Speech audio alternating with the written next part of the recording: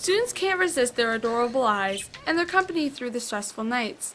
But for some students, it's not the allergies keeping them away from these furry friends, but the cost and responsibility to raise them. Amanda Wilson is a fourth-year university student. She is very familiar with student loans and paying rent.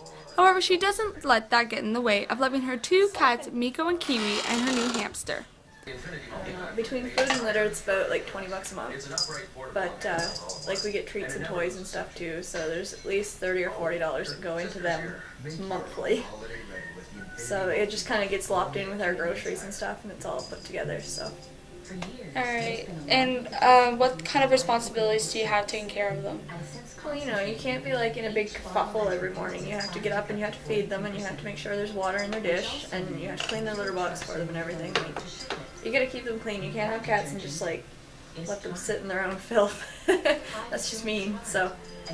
Buying a new cat or dog from a pet store or breeder will run between $500 and $2,000, depending on the breed. One alternative is to check the local classifieds or a website like Kijiji. People will post ads if they can no longer take care of their pet or if they are moving out of town. The monthly cost of keeping a pet varies depending on which pet you choose. A small animal like a bunny will cost about $20 per month plus the $90 cage. Birds will cost approximately $20 per month, but their cage will run over $100. Brad Janes, manager of Animal Essentials, a family-owned pet store in Devon Plaza on Fredericton's north side, says the cost of a dog or cat can be pricey, but it's the responsibility, care, and upkeep that can be difficult for a student. Becoming a pet owner, there's a huge responsibility, including time. But in terms of budgetary things, I've been a student before too, and I know it's not an easy thing to do when you're paying for books, clothing, heating, light, and then to add a pet that has to eat and needs to be maintained.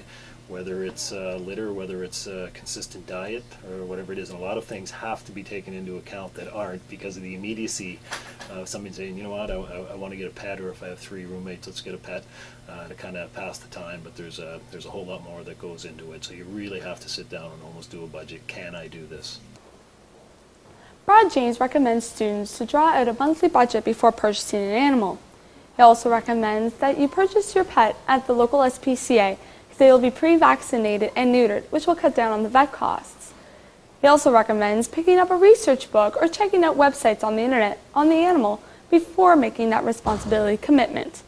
Just remember, students, it is now your responsibility to clean out that stinky cat litter and not your mom's. This is Joanne Goodall with Stu Journalism.